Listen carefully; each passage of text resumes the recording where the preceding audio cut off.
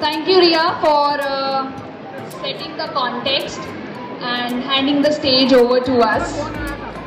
Big thank you, Savitri ji, for accepting our invitation to be here today. Shikha Sahani is just walking up to बाल मंडप. बहुत ज़्यादा भीड़ है, वो बस आ रही हैं, 5 मिनट में वो हमें ज्वाइन कर लेंगी. और आप सभी इनवाइटेड टीचर्स का मुझे पता चला है कि एमसीडी के 30-40 स्कूलों से टीचर्स आए हैं. और अच्छा, एमसीडी से जो टीचर्स आए हैं ज़रा हाथ खड़ा करें एमसीडी के स्कूलों से. अरे वाह, वेरी नाइस, थैंक यू. और काफ़ी सारे टीचर्स हमारे प्राइवेट और इंटरनेशनल स्कूल से यहाँ आए हैं हमारे न्योते पर. आप सभी का बहुत बहुत आभार, शुक्रिया that you could make it to the event today. और बहुत बहुत आभार नेशनल बुक ट्रस्ट का, new Delhi world book fair का, for giving us the stage. तो आज हम बात करने वाले हैं टॉय बेस्ड पेडागोजी के ऊपर. एनईपी 2020 में हम सभी जानते हैं कि किस तरीके से चाइल्ड सेंटर्ड पेडागोजीज और स्ट्रैटेजीज को प्राथमिकता दी गई है कि टीचर जो क्लासरूम में पढ़ाए वो बच्चे की ज़रूरतों और उसके माहौल और समझ के मुताबिक वैज्ञानिक स्तर पर बच्चे के कॉग्निटिव स्किल्स को डेवलप करने में हेल्प करते हैं और क्लासरूम में टीचर्स इसे कैसे एम्प्लॉय कर सकते हैं, इस पर हम बातचीत करेंगे.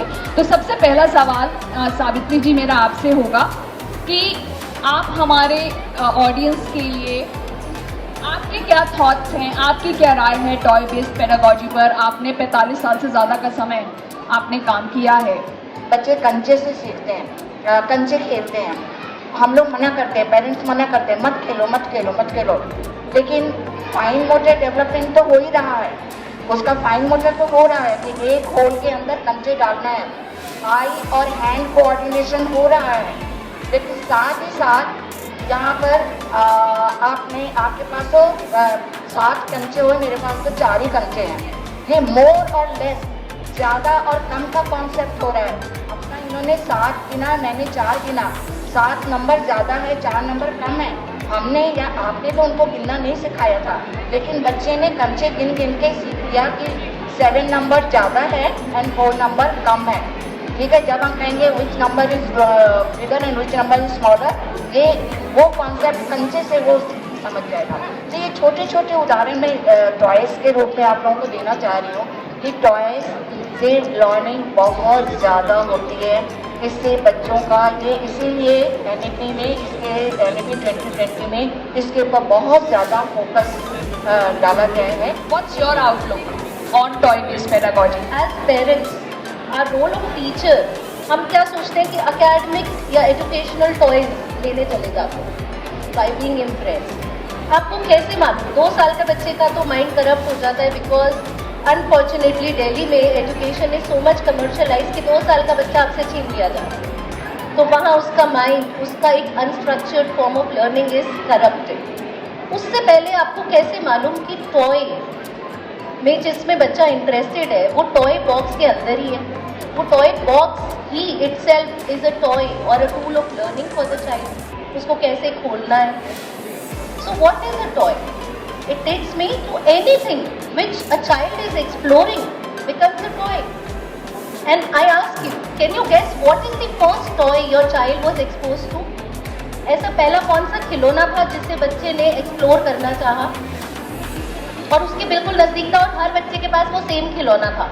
बहुत आई थिंक रैटलर्स जो आते हैं या milk bottle. Yes, milk bottle, very close.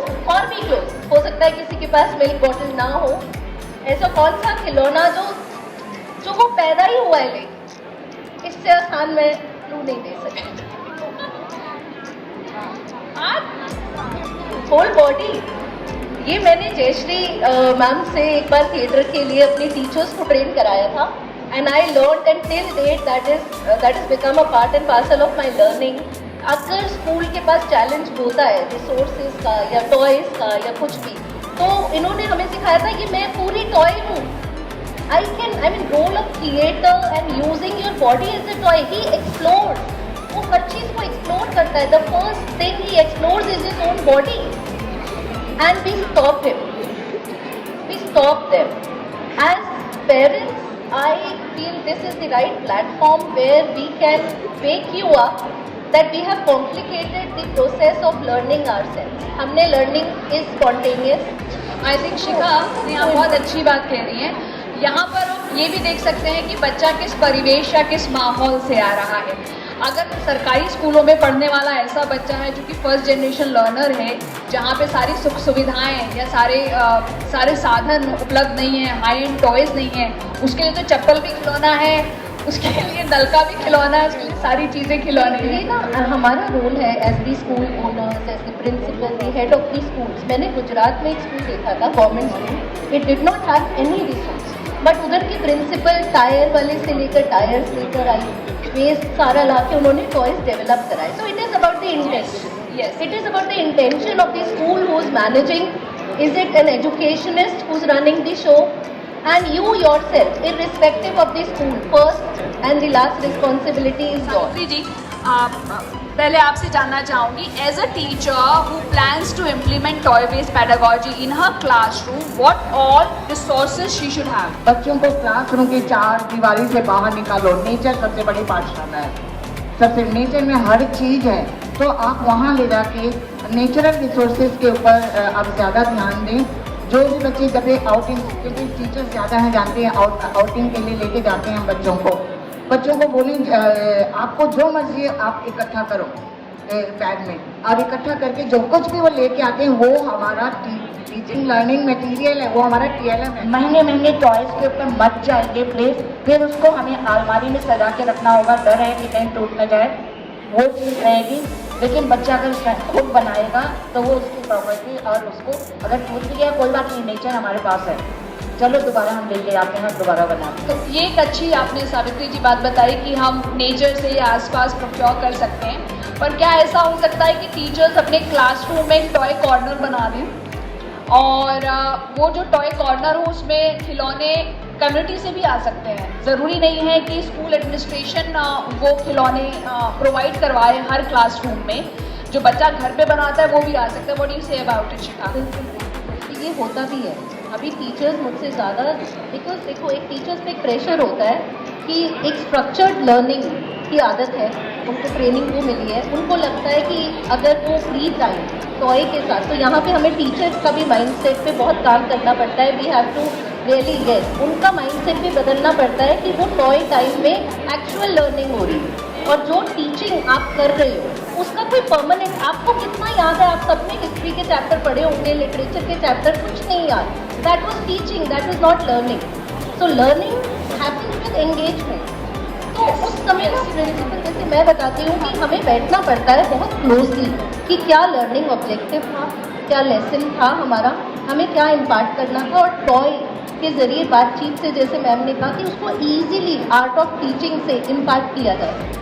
Toy bank करके जैसे एक डब्बा हम लोग ने रख लिया क्लासरूम में, और पुरानी टॉयज़ हम पेरेंट्स से बच्चों से कहते हैं, जो होता है ना खेल खेल के पुराना हो गया, बिक गया, इधर उधर चला गया, ऐसे पुराने टॉयज़ अगर हम पेरेंट्स से बोले तो ज़रूर वो शेयर करेंगे, और इस तरह से हम लोग अपना बैंक भर सकते हैं क्लासरूम में।